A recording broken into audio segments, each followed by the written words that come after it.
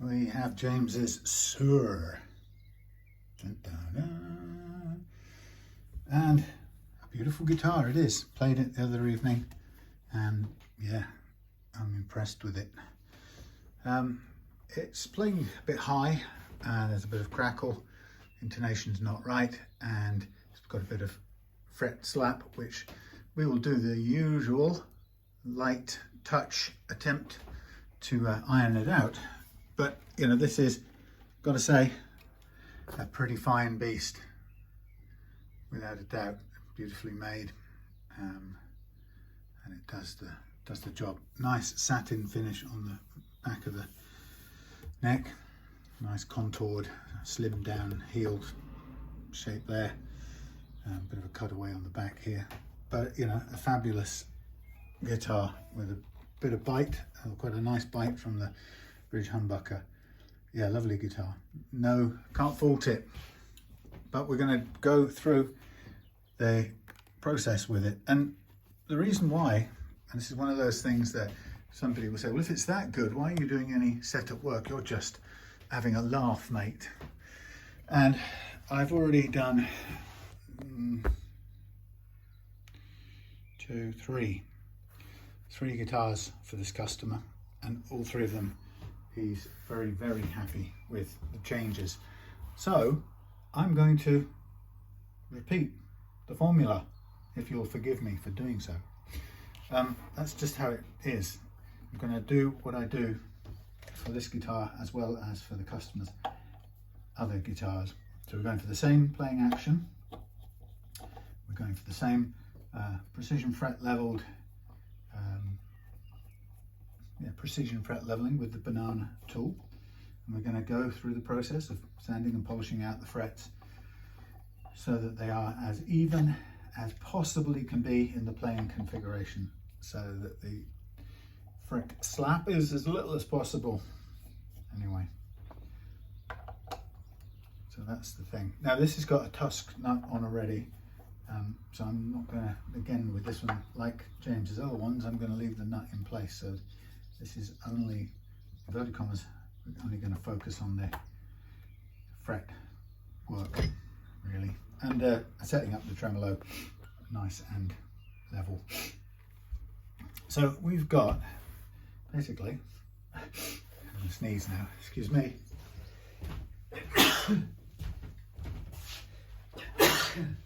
Wow, 2 sneezes.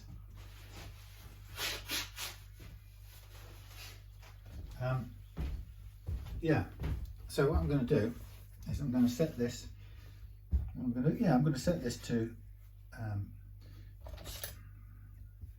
a flat float. So we're not far off there right now, but we need to bring it in a little bit. It's just floating a little bit too high above. So let me see if I can hold it in place. Bear with me. I'm just going to take in the claw screws a little tiny bit. Pardon me, my stomach's rumbling. This is always terrible. Come out without eating enough, believe it or not. Okay, so what I just want at the moment is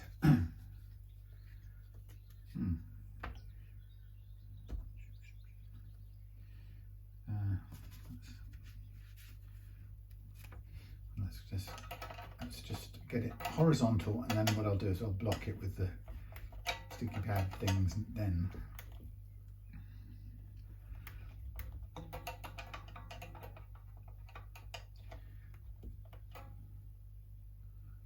So that's horizontal just about. And excuse me. And the idea is I'm going to find out what needs to go under there, how much needs to go under there to just keep it sort of locked down. Nearly, that's about right. Maybe a couple more sheets. It's nearly the thickness of this whole pad. Okay, that will do. Now, so what I'm going to do is I'm going to take this as my start point. I need it to be a little bit tight to hold the pads where I want them, but I think we'll call that quits. In fact, let's cheat a little bit.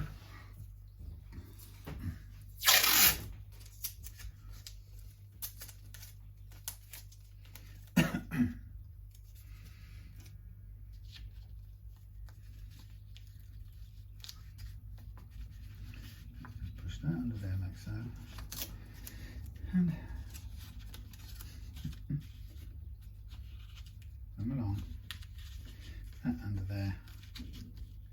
Like, get under. I'm making a pig's what's-it out of that. All I want is it just to be just under there, holding that in place like so. Thank you. Like so.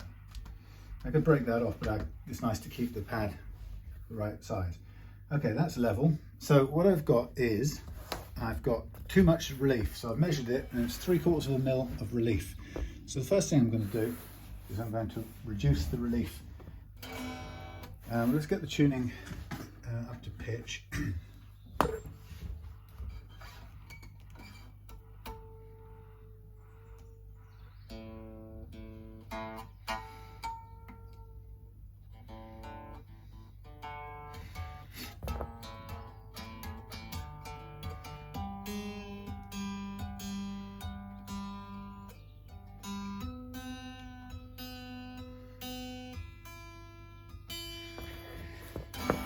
Right, up to pitch, too much relief. So what we'll do is we'll get the special 1/8 USA truss rod adjuster.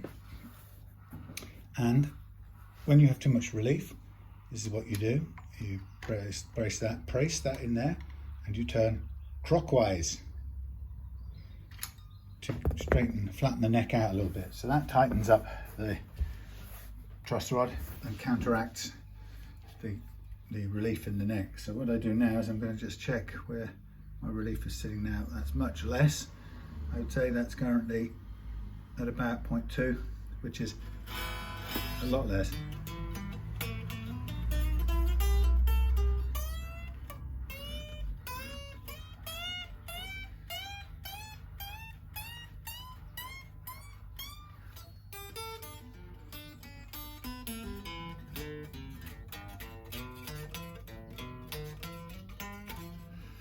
Okay, so now we're going to check the action here, and we have, it's currently sitting well at 1.25 it looks at, and 1, so that's actually pretty low.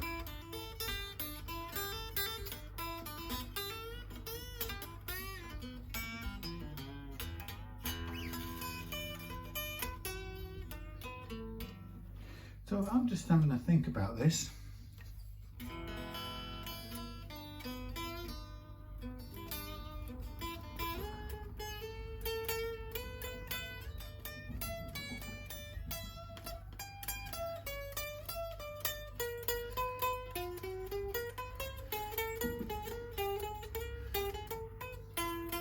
Yeah, this is very close to being perfect, but it's a little tiny bit, it's pretty low. I mean, we set it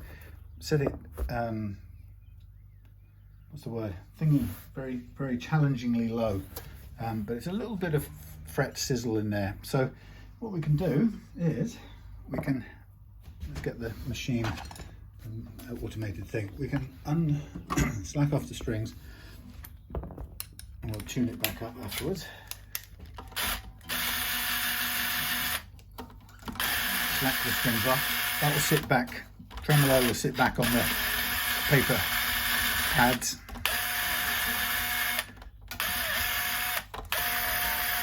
Hopefully the strings will survive, fingers crossed, this slackening, offening. Now while I'm there I can have a good look at the slots. They are quite mucky, but that's not too bad a sign. They're performing well. They might just need a tiny bit of widening, or it may need nothing. As long as there's no there's no problem with friction, then they're good to go. So let's just mark up these frets. So an extremely good fingerboard, fretboard and fingerboard. Having had to remake a neck several times recently, as I stumbled into one problem after another, each time on separate builds.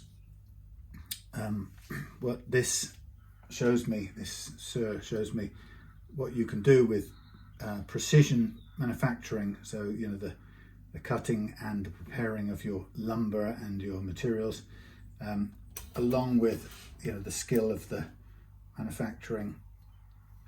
You can just produce consistently good results.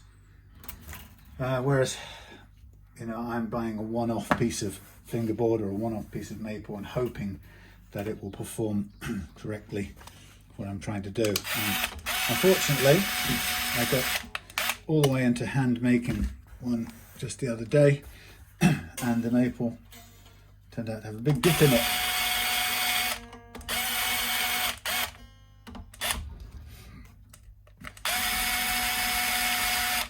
Which was depressing, so I had to start again. So I'm on my 4th go, can you believe, of a single neck. I've never had that much of a struggle before, but I've managed to, by sheer chance, I've managed to get a couple of bad pieces of wood and some stupid mistakes.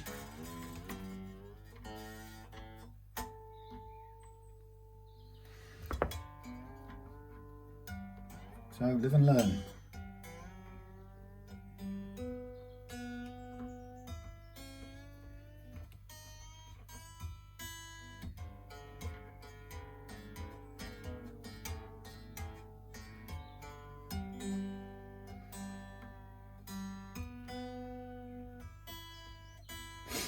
Excuse me. Yeah, so I kind of wish I had the ability to flatten timber quite the way they have here.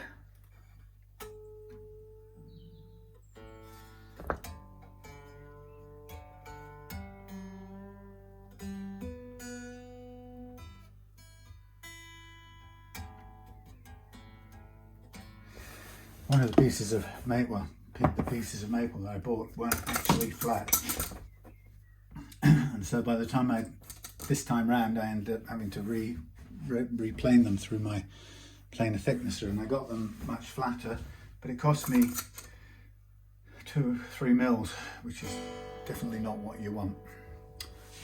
So yeah, learning the hard way, having to kind of completely it wouldn't be so bad if I hadn't already made the body for the particular neck that I first made, which I then screwed up by getting the dots in the wrong position. So having messed that up, it cost me, I'd already basically routed the neck pocket for that particular neck heel, which was slightly deeper than normal. So then I was kind of, and it was with a roasted maple, from a roasted maple blank, and we changed to regular maple, and the roasted maple blanks all seem to be 30 millimeters, which is why I was able to make the deeper heel that I kind of wanted.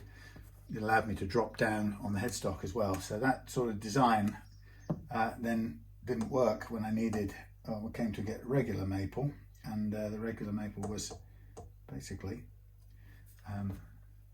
thin, so I didn't have a lot of maple to play with. So yeah, it was a tricky situation. So I'm just looking down here. I'm going to get a bit more curvature into this truss rod.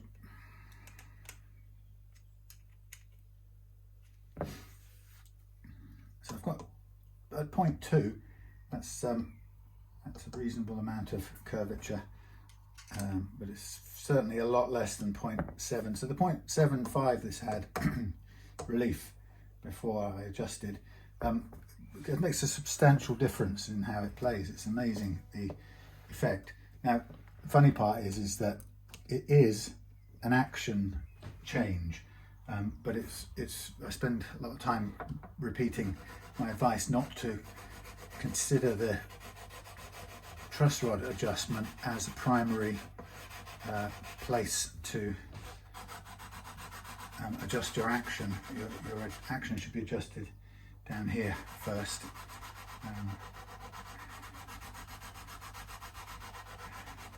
What's interesting is I'm just kind of finding out here now, just a very light leveling, is that whilst this is a superb neck, we do have a low spot here, and it comes back up here. So we've got quite a big low spot, but it's playing okay because this is a sort of an absolute thing it's telling us. It's very precise, and if we have a bit of a low spot, it only matters if it gets in the way of our chosen playing action. And so you can have some unevenness, as we're seeing here, without it being coming in to impact the action I've chosen.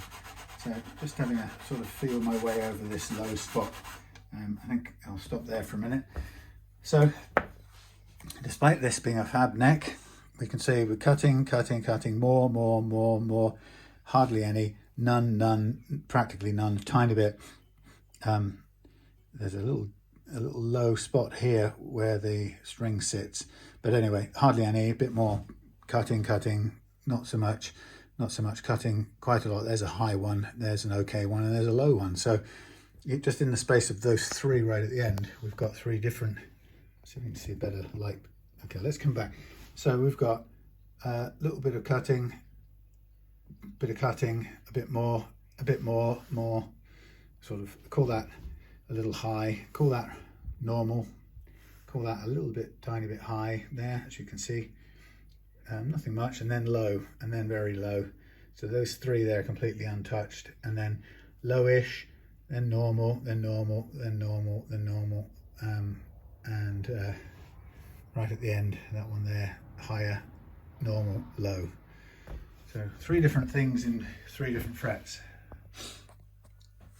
but that's fine, it'll be okay. So what I'll do is I'll just brush it off the dust, put it back in, and then play through.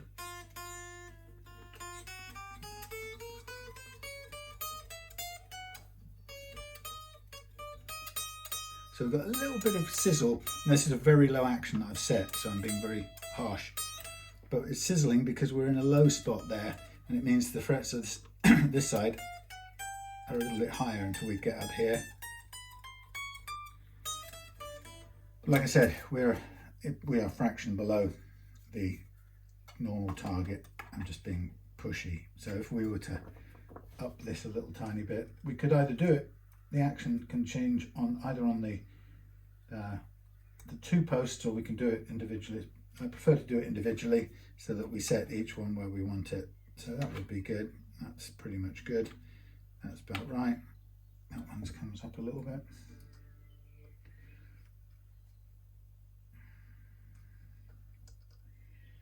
Bit of grime in there to keep an eye on. Only in that it can affect the turning of the hex screws when they get really filthy. Okay.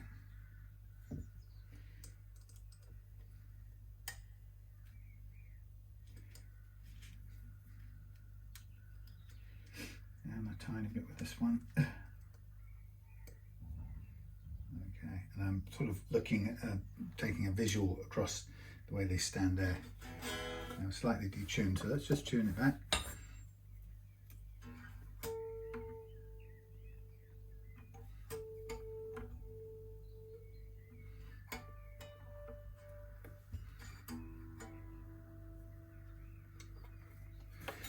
Okay, let's carry on.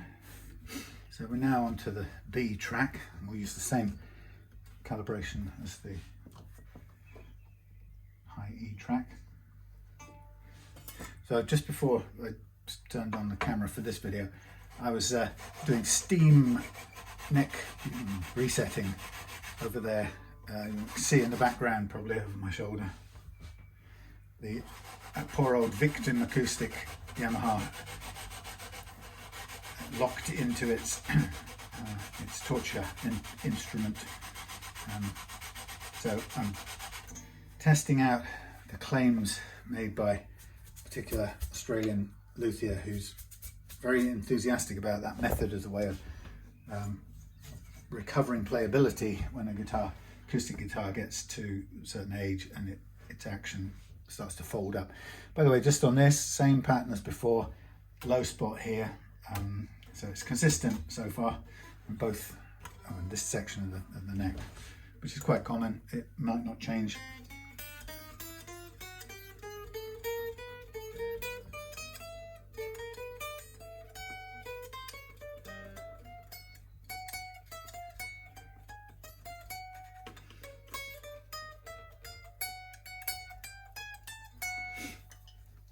I'm going to do a tiny little, there's a high fret there, which we saw was the third from last.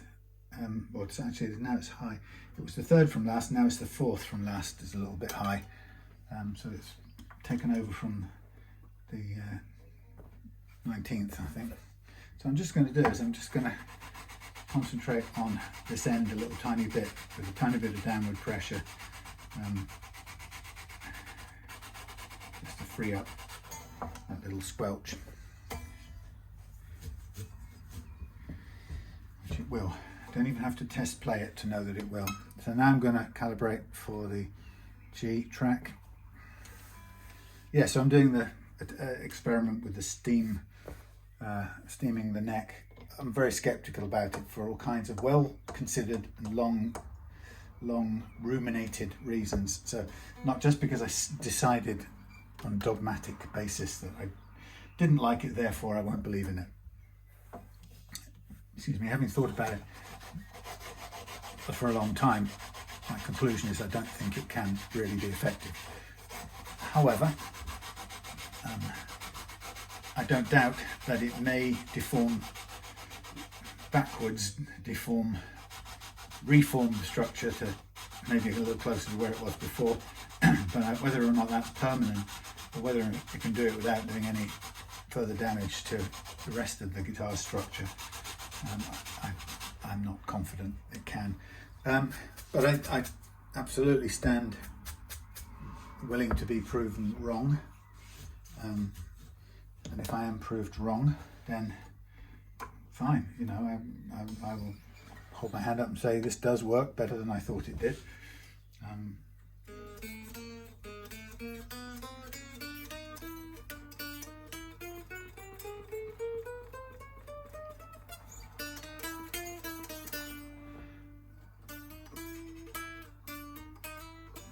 So, which we'll see in a few weeks. So what I'm doing is every 3 days at the moment, I'm just steaming it and clamping it down a little bit more and bending it. The problem with doing it, of course, is it's all guesswork. You know, yes, I can make the fingerboard point at a certain place on the bridge now, which I couldn't before when it had strings on, but that's because it's been clamped. If I let go of the clamp, obviously we need it to fall back to a position that's higher up the bridge than it was before, and if it doesn't do that, then it hasn't worked. Or if it does it for a short while and then reverts back, then has it worked? It's questionable, but we shall see. You know, apparently I always do this, you know, so Paul has given me this guitar for the purpose, and he's kind of interested as I am in the outcome, but I always then open myself up to somebody, you know, I comment about it on my Facebook page, and then somebody sees it and says, oh, that bloke doing over at Real Love Guitars, look what he's doing to a beautiful old Korean made Yamaha acoustic. That should be having a proper neck reset, blah blah blah blah blah. And the problem is that maybe it should, but only if Paul wants it to have a conventional neck reset, you know, and pay the money, which I don't do, but pay somebody, you know, a fair amount of money to do it. And if he does, then of course that's where it should be, instead of being steamed. But he didn't want to do that. He wanted to try out the steaming thing and be part of the experiment. So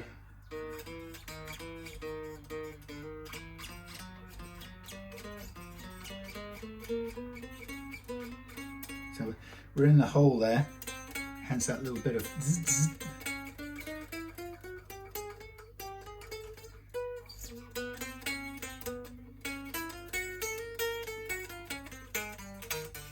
So everything in that hole there plays a little bit ricketier, as you heard there, than everything outside of it. And that's just the neck doing that, a little dip and a little back up.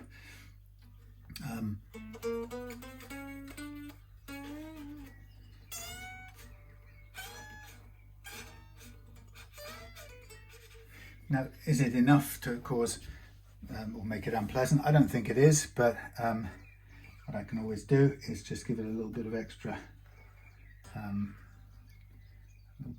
go. Just have a look.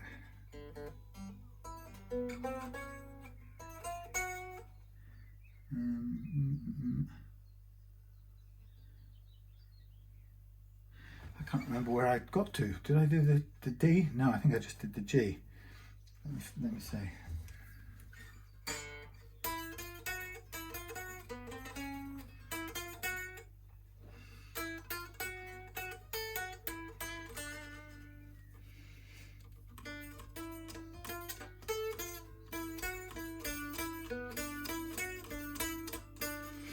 Tiny bit more on the G, I think. It's could do with it. Yes, so we shall see on the Yamaha Steam reset. I thought it was very clever of Facebook to pick up another person talking about that and put it in front of me. And for all I know, Facebook may well be listening, and no doubt it is, as well as reading stuff. But anyway, it correctly predicted that I would be interested in seeing what somebody else was doing. He sounds like he's not particularly optimistic either, and maybe he'll get accused of committing unspeakable crimes of passion against the beautiful old guitar. In fact, it's a classical guitar he's doing it to. Yeah, maybe he'll get slated for doing that.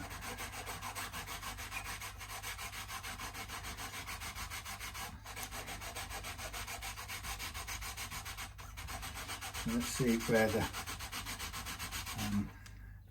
yeah, the low spot's still there. It's just touching. We've just managed to connect with the top of the frets on the last two tracks, so it's not quite as low. Or we need a bit more effort to connect with them and even them out.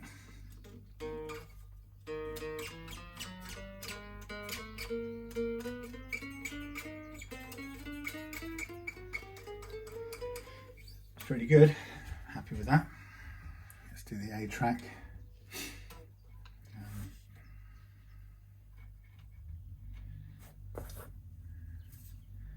So there, I saw a very spicy moment today at the late Pope's funeral in Rome, where Macron, Zelensky and Trump were in the same space for a short moment, and Trump came across to shake. For what I saw was Macron shook Zelensky's hand very warmly, and Trump came across to shake Macron's hand, and Macron blanked him. And you know, I think it's quite amazing that I know Zelensky, of all people, has as much right to do that as anyone, but more or less he's been very diplomatic, because you know he needs the support of the wider USA.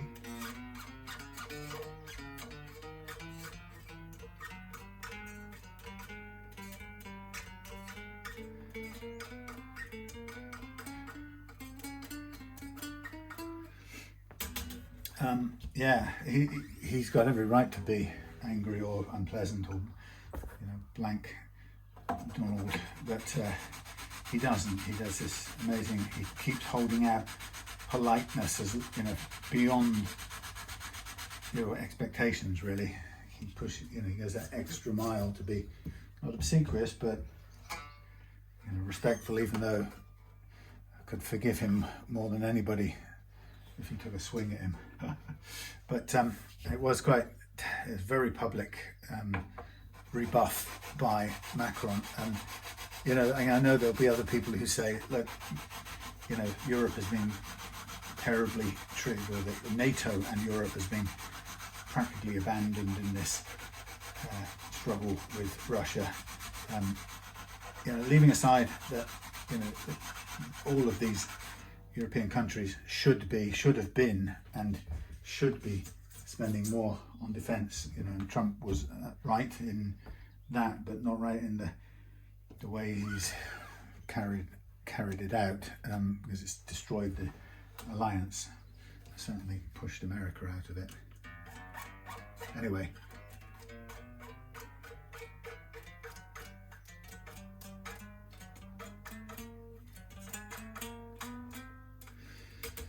Take care of this bit right at the top here.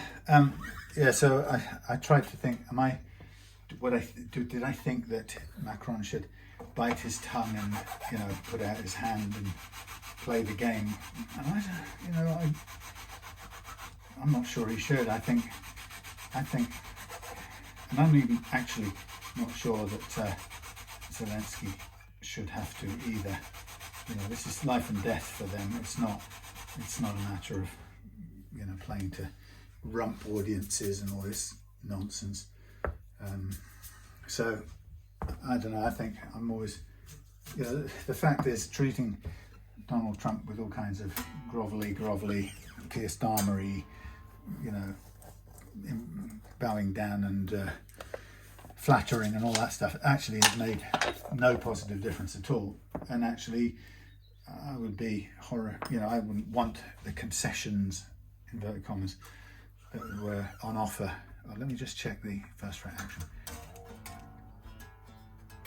Yeah, I wouldn't want whatever concessions were being offered if I had to grovel for them.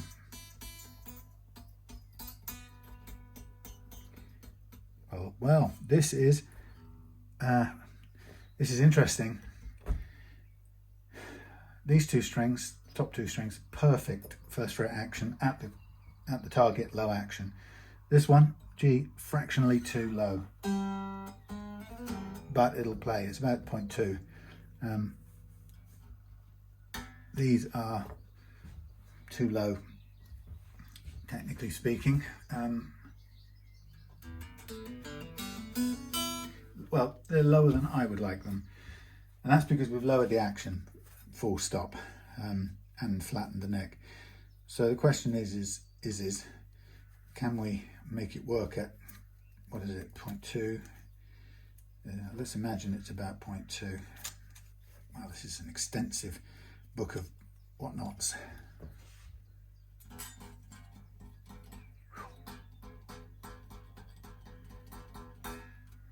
This is lower than 0.2.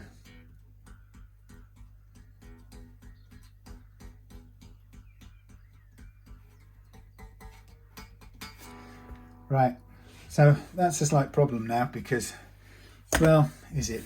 I mean, it plays. What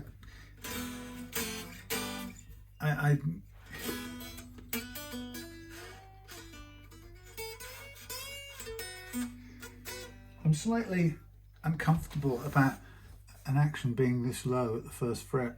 This is capo. It's about 0.2, and it means these first two are technically a fraction higher. And I don't really want to. They're only a tenth of a mil higher, but I don't want to adjust them. I don't want to go now, take them down to 0.2. But these are about barely 0.2, but they're consistent. These three, I would say, and they play. So I'm going to leave that as is, rather than replace it, because it's not causing me any problems. You know,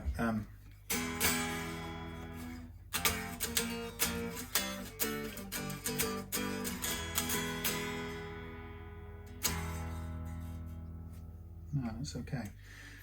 I don't think it needs changing. I mean, remember, a capo works at about a tenth of a mil for a standard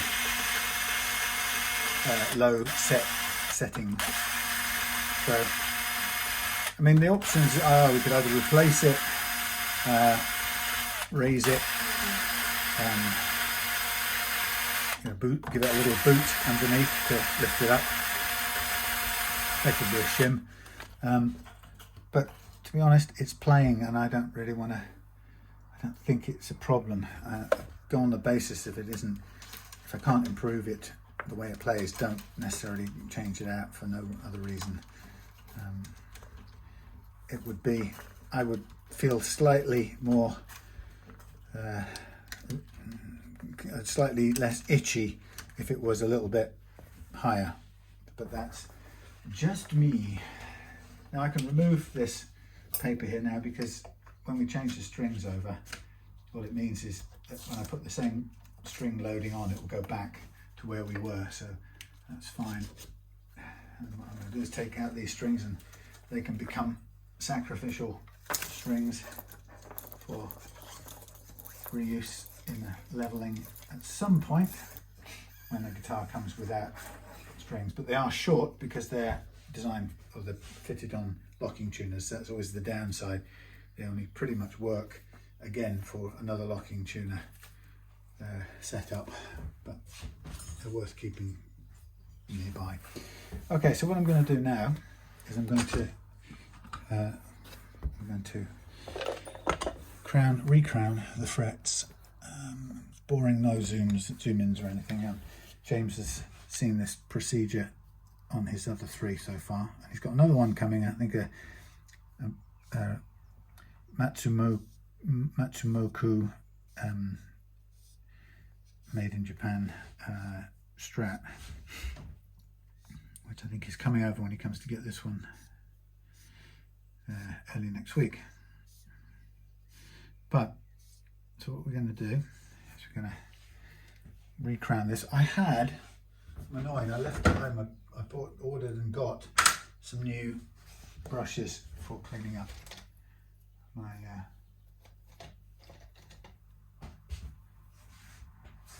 it's got purple, it's grown purple fur.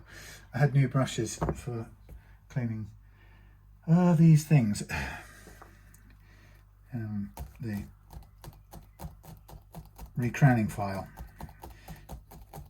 Ow! Stabbed myself. The fret crowning file. Anyway, but I left them at home stupidly, so I shall have to bring them up for the next time. But meanwhile, let me just take out this purple fuzz. This is what you get from cleaning.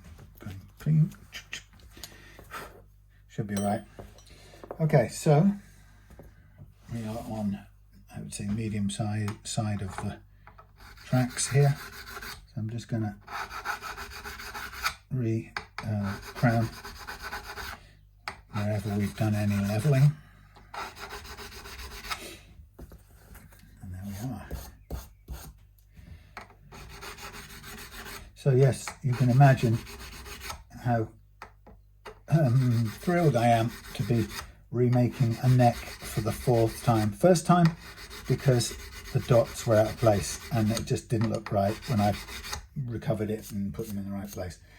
And I tracked that down to a slight misalignment in my center line on the fretboard when I glued it and clamped it, which was, you know, it's always a risk. And I didn't take enough care to make sure it was, you know, the center line was correctly marked up and that they were glued to the. I think what happened is when I put it together with what I thought there was the center line lined up, and I clamped it, I think it moved a tiny fraction more than I thought. I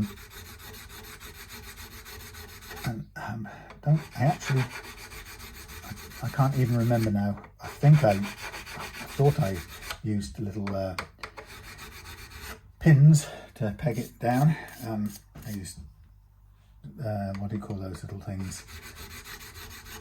Toothpicks. Yeah, and it works really well. But I'm not sure I used them on that time round. So the cost of that was I got a tiny bit of movement, the fret dots didn't line up, and I couldn't tidily recover from it. So I just thought, no, it's not good enough, I'm gonna have to make it again. So I started making it again, and this time with maple, and this time round I rather foolishly left too much height of rosewood on the fingerboard, and I just completely forgot that every millimetre of fingerboard you've got, you lose effectively a millimetre of maple for the same overall thickness of neck. If you're aiming for a particular thickness, which I was, you lose a millimetre of maple underneath the truss rod cavity. And so basically we're going for a very thin neck as it was, because it's a 24-inch scale, quite slim little guitar. And so with my extra thick fingerboard, I was carving it down to perfection, and I noticed it was getting a little spongy right down here by the truss rod adjuster, which is the deepest part of the truss rod slot channel. And so, although it didn't technically go through, I thought, I can't do this. I can't have a customer thinking, God, this has nearly gone through. Spongy bit of wood, even if it didn't quite go through. So that was scrapped. And then I did the third one, and I was thinking, this is absolutely perfect. But with the piece of maple that I had, believe it or not, it wasn't as straight as I thought it was. I had paid for it to be planed both sides, and that planing didn't make it straight. Can you believe it? And I made the rather foolish assumption that if I paid for it to be planed, it would be ready to glue up. That was a very, very costly assumption. You know what they say about assumptions? Yes, we all know. But anyway, I lived and learned the hard way. And so when I went all the way through, everything looked fantastic. I had the right depth of maple. You know, the thing was coming together. The carve was beautiful. This is like now the third time I'd carved that profile, so it's all looking and feeling fabulous. And then I refretted the whole thing, which took forever, of course, as refretting does. You know, lots of effort.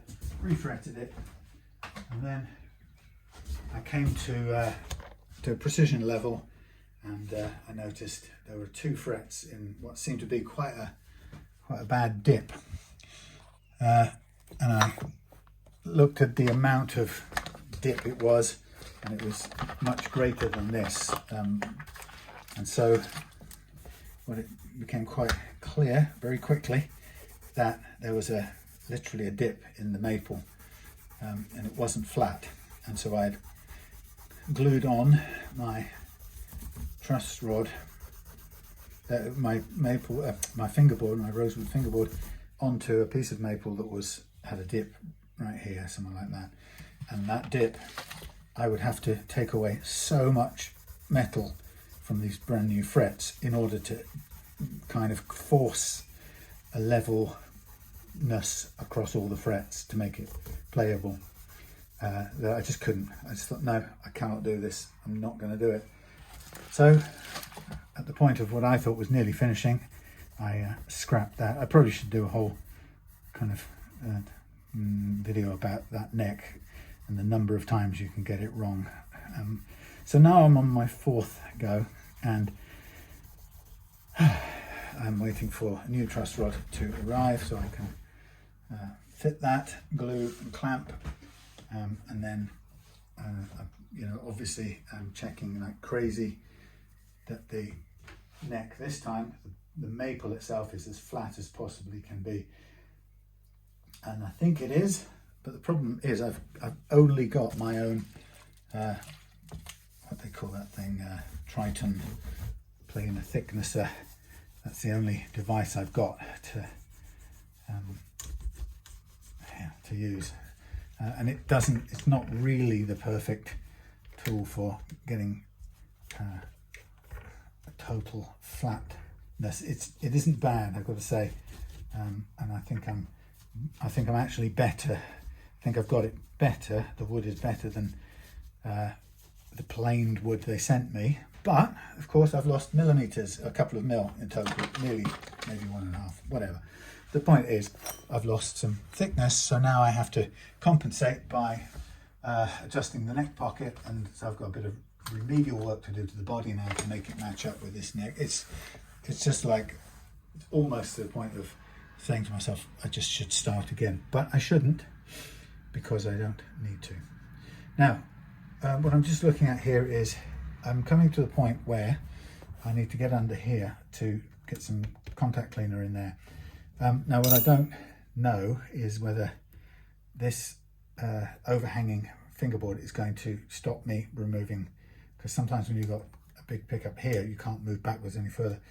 So it may just make, this isn't the Suhr thing anyway, so it may actually just make more sense for me to remove the neck and do the sanding part of the, the sanding and polishing of the frets, and then so the neck is off and we're not being interfered with when I'm under there to get to the electrics.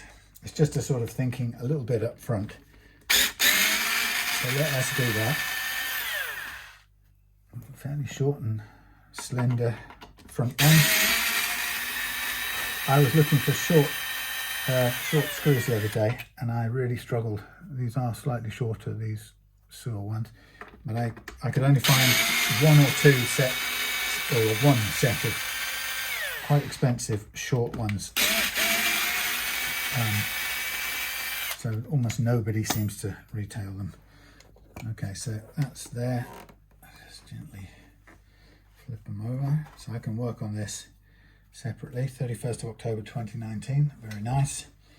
There's our inside the neck pocket, all looks very clean and lovely. Now I'm going to remove all of these. Just a little clean up under the overhang as well, get it nice and clean. So we take all these off just to get underneath that volume and get some contact cleaner.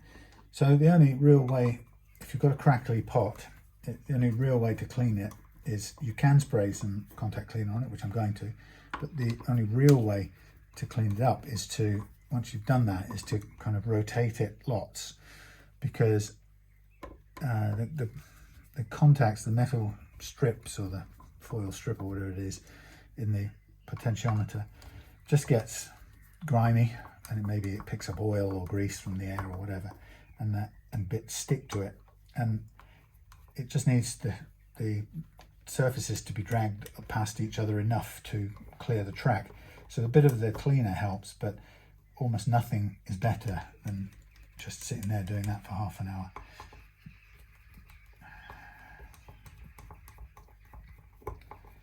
So it's all bird territory, bird activity out there at the moment. You can probably hear the crows and going crazy crows.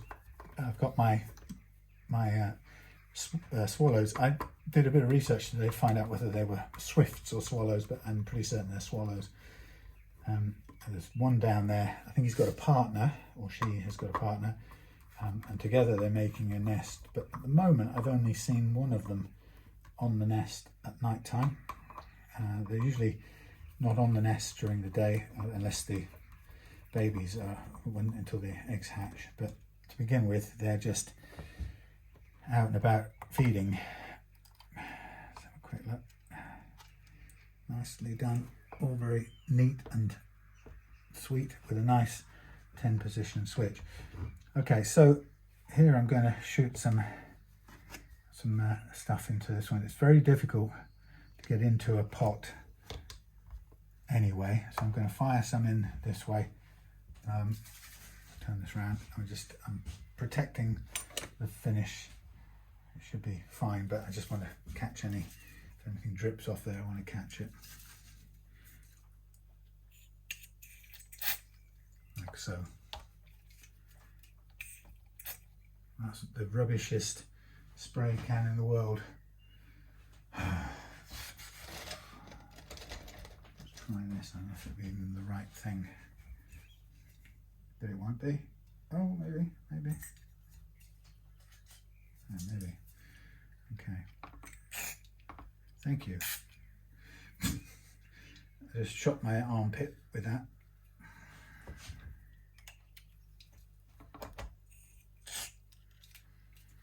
This is really uncooperative. I am trying to make this pipe thing stay in place. You stay there.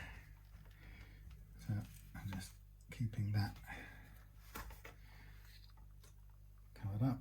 I make sure all of that fits back in nicely. That's a beautiful fit, I've got to say. It's not often you find things that tidy. But again, that's the sort of precision of decades or no, years of careful manufacturing and tooling to get everything so clean and snugly fitting. Very difficult to achieve the same thing when you're making one at a time. So we now go back with the hand tightened screws.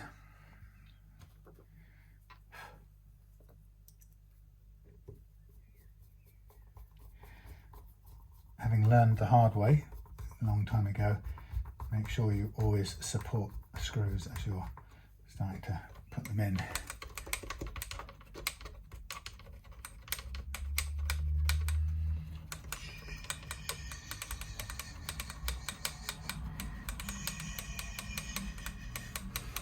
You should have a little device that turns and backs on a little cam or something. It does that a million times. So whoever built this in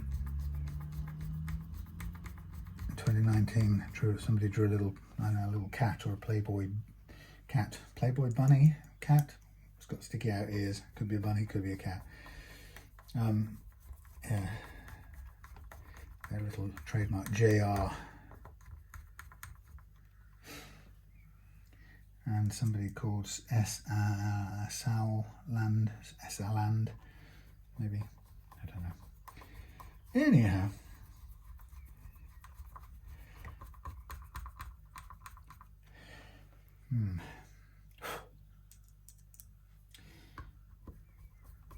so yeah, we shall.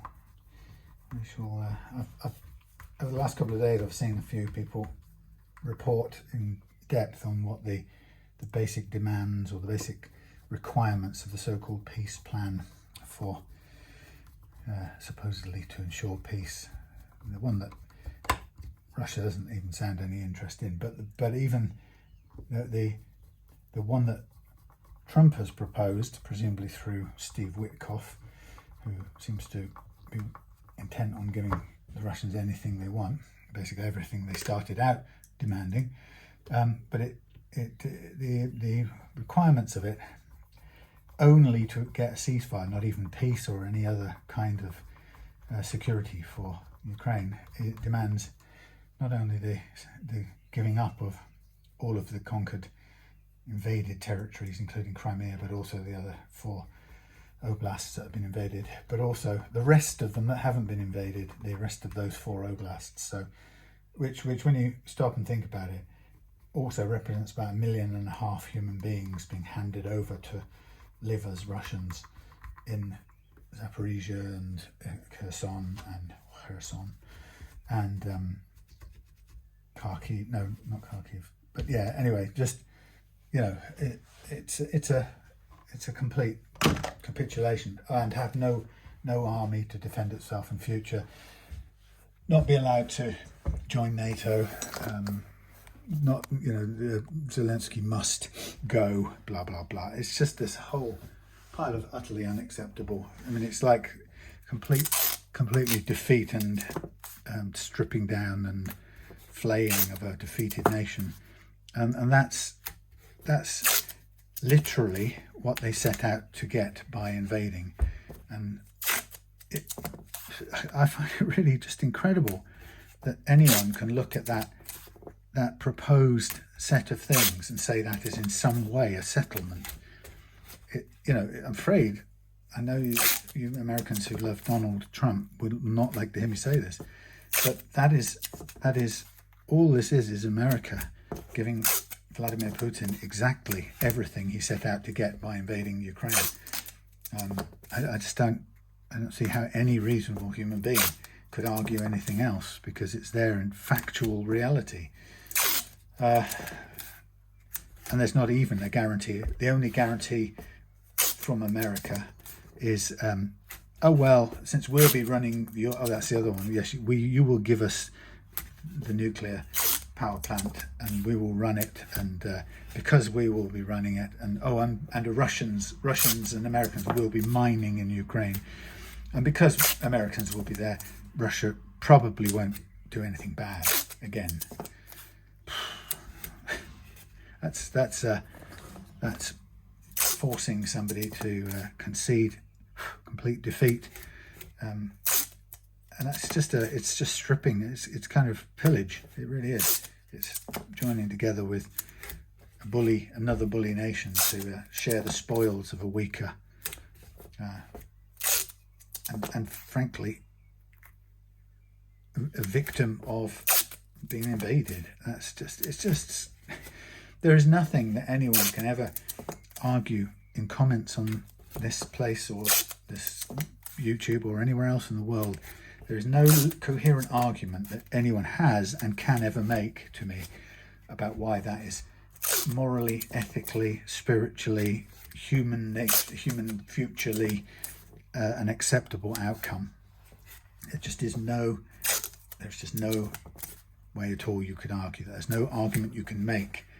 You can say, Zelensky, drug addict, Zelensky, Biden porn. You can say all of these things that show me how much you hate Zelensky, and are quite happy that, the country of Ukraine is being absolutely ground into a grey powder by the Russian, the Russian drunk Russian soldiers. You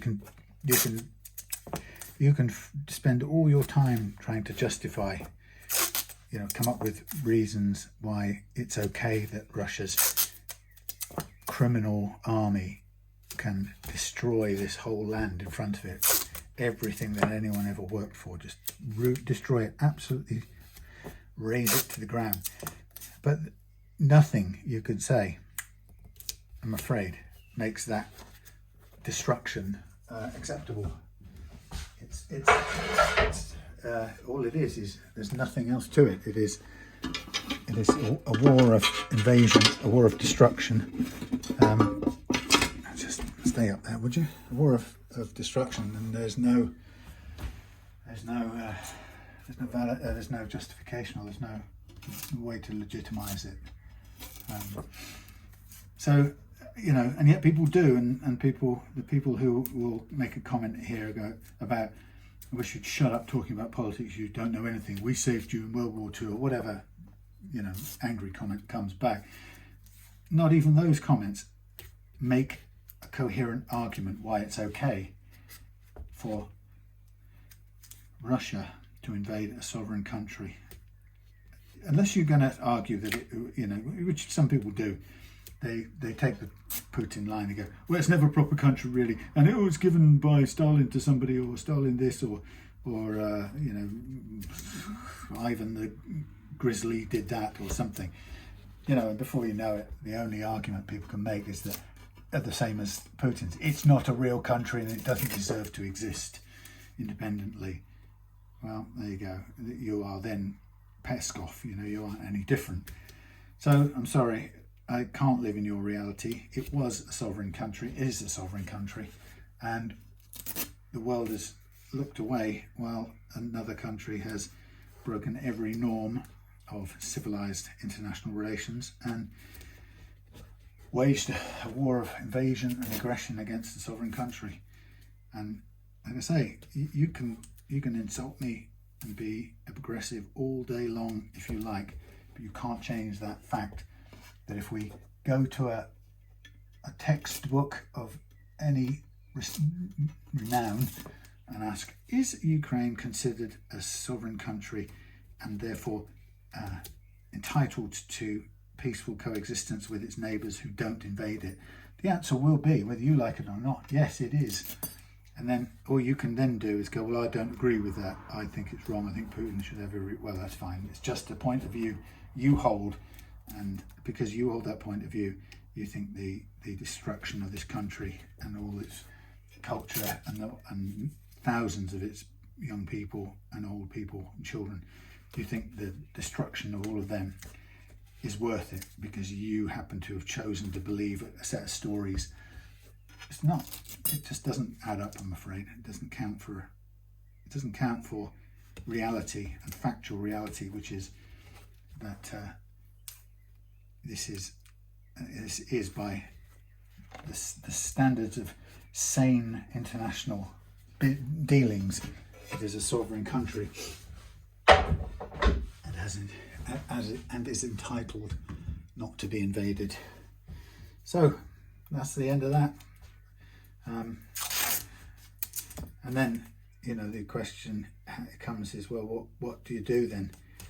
What are the only options you can do when a aggressive neighbour and its new best friends, Donald, decide that in fact invading someone is okay. It's fine to do that. If you're big and strong and you've got all the weapons and all the people, and you think it's fine to attack and steal other people's land and people and children and resources, well, it wouldn't surprise me that followers of Donald Trump think that, because he's lining up to do exactly that himself. So we know that. We can see it. His threats to Canada and Panama and Greenland. So it's not a coincidence, is it? Anyway, so I am going to probably go off camera to do this bit, and I'll come back when I've got new strings ready to put on, and we'll be pretty much done. Back in with freshly thingied, polished, sanded out, polished frets, cleaned up, neck reattached, new strings ready to go on. So, as always, we're going to get onto the new strings. So what I'm going to do is fit the strings, load them up, fit them, and then we shall stretch them out and then intonate them, and then check the bridges set how we want it, and that will be that. So here we go. A nice quality bridge on this thing. Lovely high quality block.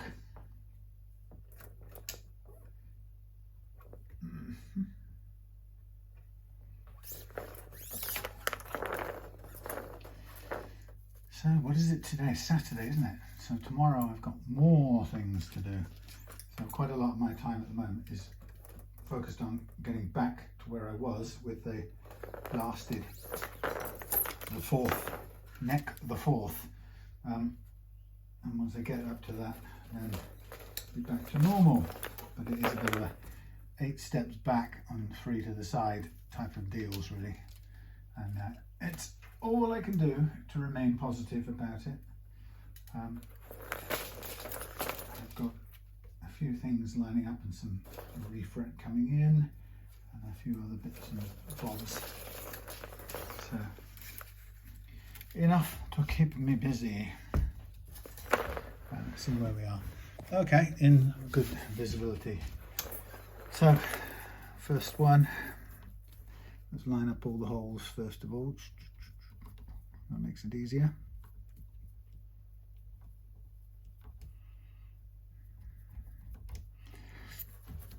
Okay, so my thing with these is make sure the string's in the block, pulled all the way up, all the way through, taut, and then pull back about 1 centimetre and lock it off. Yank up the spare bit.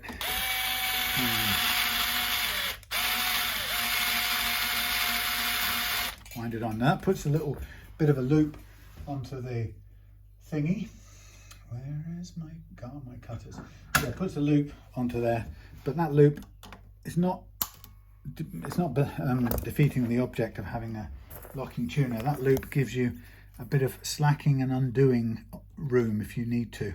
If you go straight the way through on your locking tuners, you will crimp the string, half break it on the point where if you slack it off, it'll either break there or it will try and break when you put it back on. So, because it will crimp in the same spot. So that little centimetre will, yes, it'll add a bit to the tuner, but it's much better that you have that bit of leeway. And what I mean by that is if you need to undo the strings, slack them off, you'll be able to push them through all the way next time past the crimped spot, which will give you a fresh bit to bite down on, you know. And it's far better to have that little bit of leeway than not at all, just for the sake of adding this extra bit on now. And you know, if you don't mind that little bit of extra wind on, you've got yourself, you may save yourself a pack of strings which you would otherwise cost you, or single. Nobody has singles, so when you're setting up, if something breaks, you end up having to replace the whole set really, or use one from the set, which is then kind of hamstrung, because you never really go and buy a single to make up the set. It's just never happens in my parts buying. So this could save your bacon one day. Now what I like about this Suhr, actually on inspection, having been through this process 4 times in the last couple of weeks, is that this Suhr does what I was aiming to do. It drops down the headstock quite a long way, more than I am on this final version. It's how I originally set up the neck to be, and the reason for that is so that it pulls the strings down, and they're also staggered tuners, tuners, but it does it partly because the headstock's lower, and so it's a smart thing to do, and that's what I was aiming for originally, which is why I ended up with the pocket being deeper, because I had the 30mm swamp ash, no, not the word, roasted maple to work on, and so it was all lining up. And then we went back to maple, for which I could only get 1-inch maximum thickness blanks. So you can see that it just began to be difficult from that point onwards. So I'm going to have to actually fill the that thing, what it's called. It's called a yeah, I'm going to have to put an insert in the heel. I'm going to have to do some refinishing and everything just to make it work, but I shall do that a little bit closer to the time. So I'm just giving a quick pull to get everything on, and what we'll do is we'll tighten everything up.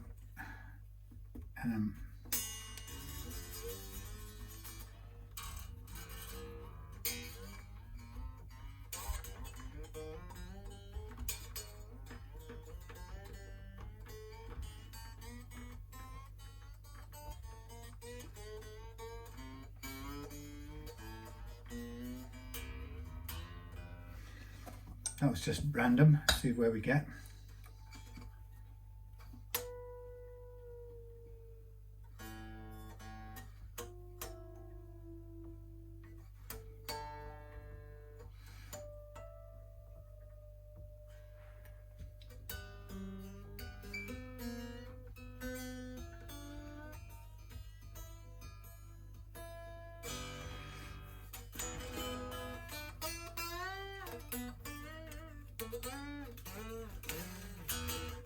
Now what's interesting is tremolo is going back to where it was, but I've taken the neck off and put it back in and attached it firmly.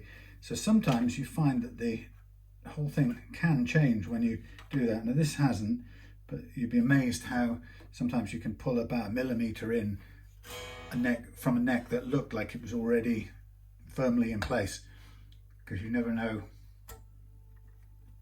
how the previous owner had left it.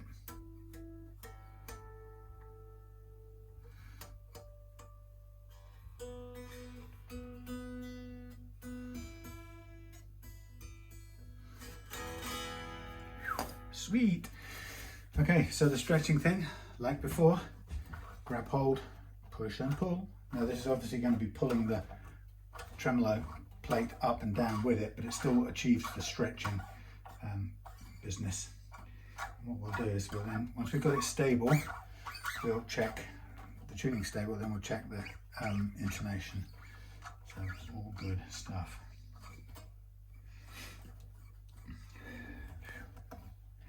So it's Saturday night. I'm going to go home, find something to eat, I think. I'm going to take a couple of test necks with me. I'm going to do some sanding back to wood and waxing.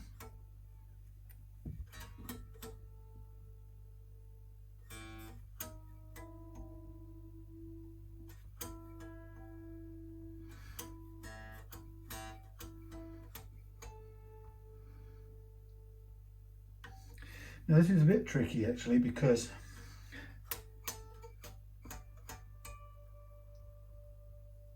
not quite as much. Maybe these are better strings. They are good strings actually.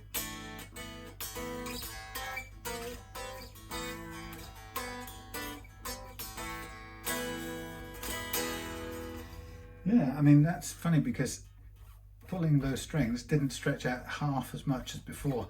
I may have to investigate this phenomenon. Wouldn't that be funny if it was that different for those better, what were they, XL quality strings? I'll go and look at the bag. That is surprising. Note to self.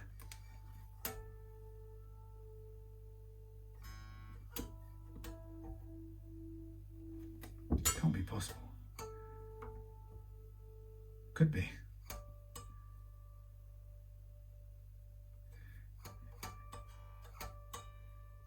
Wouldn't that be funny?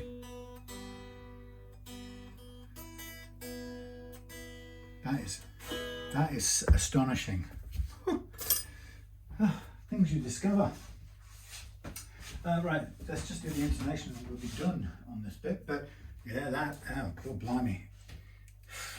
If it is, it would be quite a well-kept secret. Because, oh, we've got a loose jack.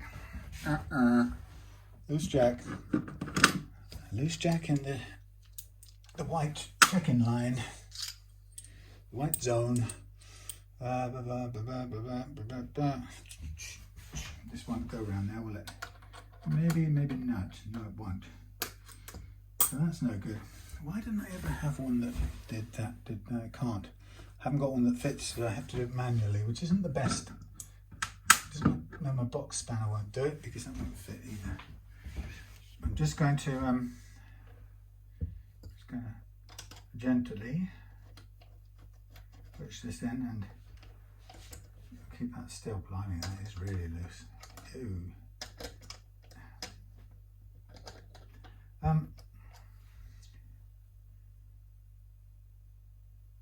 This is odd. Let me just take this out. Yes, normally you can. I don't know why I'm using this tool, because normally you can take this out. I was approaching it as if it was a side-mounted socket, which is a bit weird. Okay, hello there. Why are you so loose? Well, you are. And I'll tell you what I'm going to do. I'm going to do what I normally do in situations like this. I'm going to undo you with my little undoing pliers, and I'm going to help this on its merry way with a little tiny dab of light, low strength thread lock, so that we don't have this problem again. So I need to buy some more low strength Sealy's low strength thread lock. Thread lock holiday. Come on. So we push that through there, that onto there, and in a very clumsy fashion, it's not happening for me because this is a bit short now, unfortunately. I'll try and get this damn thing on. It doesn't want to go. I've got no reach. That's the problem. Come on. So now what you can do is you can grip the whole thing there, and this time we can get a better bite on it, like so. And we'll do it up with the thread lock doing its business. Sorry you can't see it, not a close-up or anything. I got stuck into this without thinking about camera angles. So let's So that seems to be struggling to go any further. I don't know why. No, that's fine. It's all right, I'm making it up. Right, make sure our thingy's in the right direction, which is there. And then we'll just hold it steady while we tighten up. There we go. That now has some threadlock holiday to hold it in place. And it can still be undone, but it won't come undone on its own. Right, we're now just going to tighten this up and then we'll take care of the intonation checking. It looks good. There's no reason why it shouldn't be correct, but James's statement, he didn't feel it was right. So I think one of the biggest things that was making this off, especially compared to the other guitars that I've set up for him, is the excessive amount of neck relief in this. There we go. That was the big difference in the guitars, between the guitars so far. Okay, let's have a look.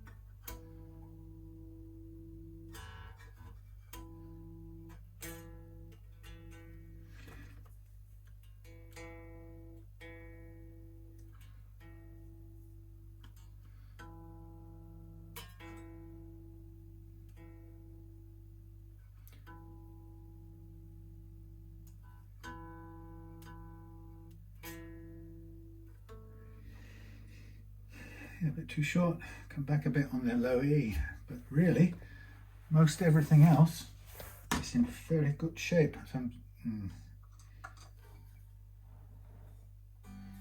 are we going? Coming back here, just a little bit too far forward on the low E. That's amazing. I mean, pretty much everything else is pretty much right there.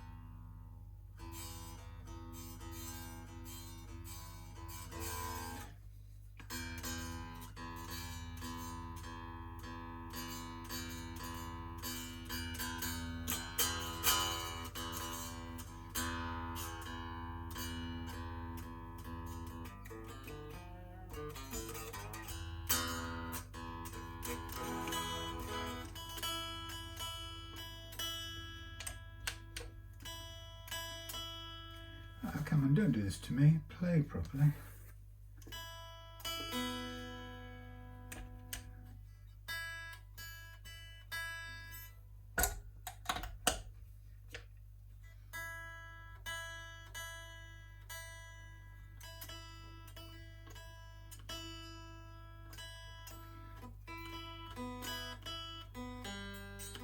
There's something wrong with this. I'm going to have to just check the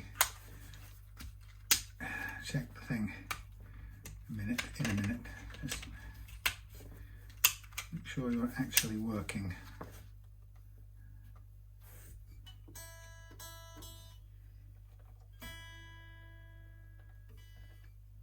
I think there's something wrong with the wiring on here. Hold on.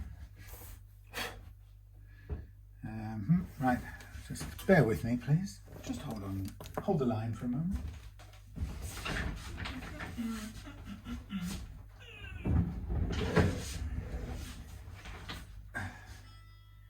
Suhr. Go in there. Go in there. Hold it down.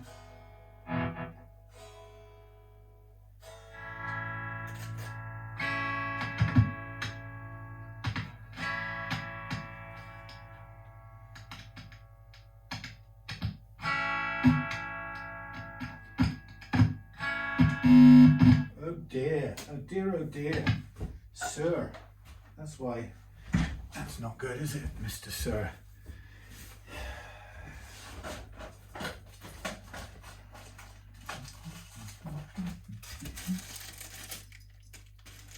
New trick to the rescue. Thought there was something not good. It was loose, and I think there's something come loose more than just it being loose. Let's have a look. That is, I see, well they've done a kind of short cut, haven't they? Okay, so this one is the, okay, they've left it bare over there, but I'm not convinced that they've left a bare patch on the far end of here that it's not supposed to be touching out. So I don't trust this. It's a particular way of wiring, so maybe something's just bent slightly, but it's not. Well, let's see a little bit of bending. I think something's touching out.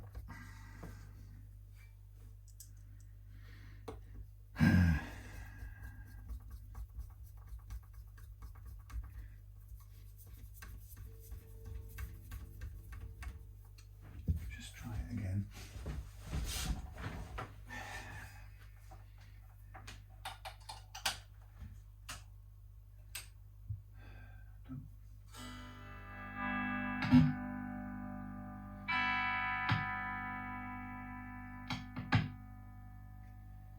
So there is something about this positioning of this socket that is really not happy. It's touching out. That is a really bad situation. It's loose. I've positioned it in the same position I would always place the pointy bit, and on this guitar it's not happy. So that's going down. So where else can it go? The only other possible way is we can make it go somewhat this way, but that is just terrible. It's around the side there. So let's just try this sideways. I think that's a very particular design. If that's the case, it doesn't normally go like that. I've turned it sideways, and we just hold, hold our fingers crossed is what I'm trying to say. So it's going to go out sideways towards the blank, unpainted piece of whatnot, which is grounded. Should be grounded. Let's see. What do we? Yes. Let's try.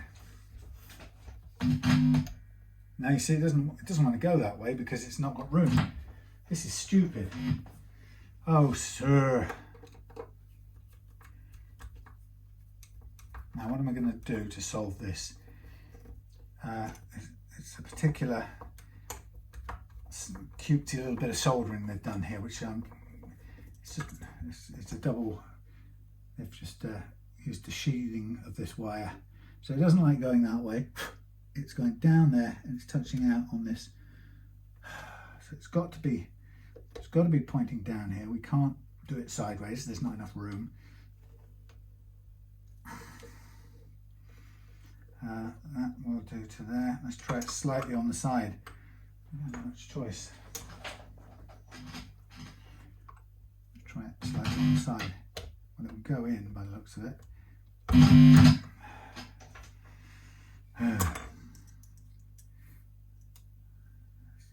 It's like a very particular positioning, which is unusual to say the least. And we can't get it to move and wiggle without doing it up fully each time, so it has to go through this burring process. But, so there you go, something. I don't put shielding inside the jack cavities anymore for exactly this reason, because all it does is it ends up cutting out and shorting out.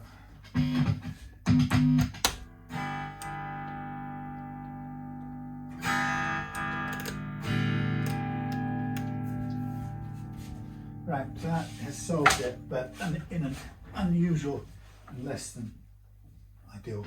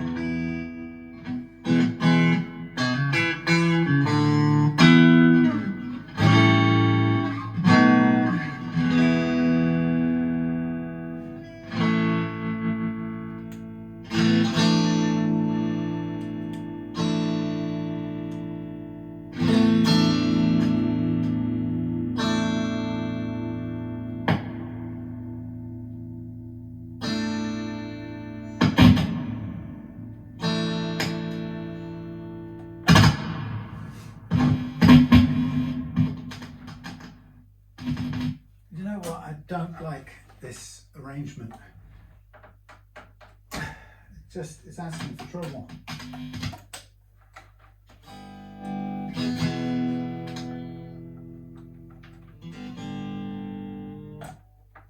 It's okay. It's not totally ideal. What I might just do is put a piece of tape in here.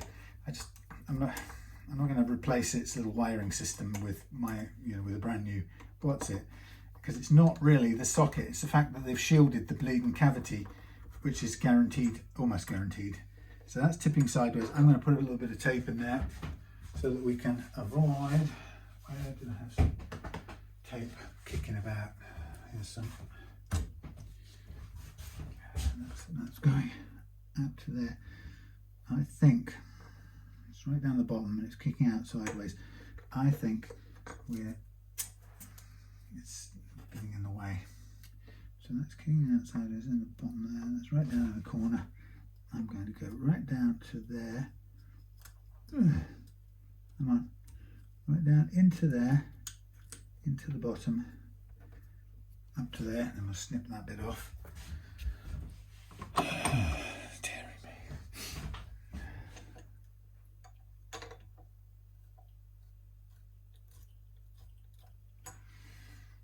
A little bit of tape. Right, you avoid touching out on that from now on. I think it will. Let's just double check. Down you go. Yep, that's protecting it. It's like a blob of shielding paint on the bottom that this can touch onto. I think that's the problem, that we've got this bit of. I think it might even been a carelessly spilled bit of shielding paint, but it's getting in the way of the hot lug, whichever way, whether I tilt it sideways or it goes straight down, which is its preferred position, but it's touching out and shorting out. So that ain't so clever, but we've taken care of it. Right. Gosh darn thing. Okay, we are happy and done. Thank you for watching the last little little challenge there. Look forward to seeing you later in the week with some more things, or over the weekend with more things.